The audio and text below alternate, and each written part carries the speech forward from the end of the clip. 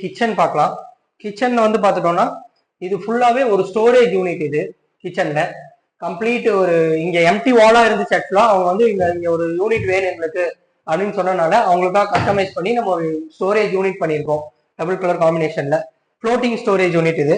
இது அப்படியே கிச்சன் பாட்டம்ஸ்ல நம்ம எப்பவும் போல ஆஸ் யூஷுவல் அவுட்டர் க்ளோஸ் பண்ணி கொடுத்து நம்ம லூவர் வச்சிருக்கோம். இங்க வந்து உங்களுக்கு ட்ராலிஸ் வந்துடும். ஒரு ஸ்பூன் கட்லரியும் ஒரு பிளேட் கட்லரியும் கொடுத்துருக்கோம். இங்க வந்து கார்னர்ல சிலிண்டர் வரனால ஒரு ஃபோல்டிங் டோர் கொடுத்துருக்கோம். நம்ம இங்க ஒரு டபுள் டோர் வந்துடும்.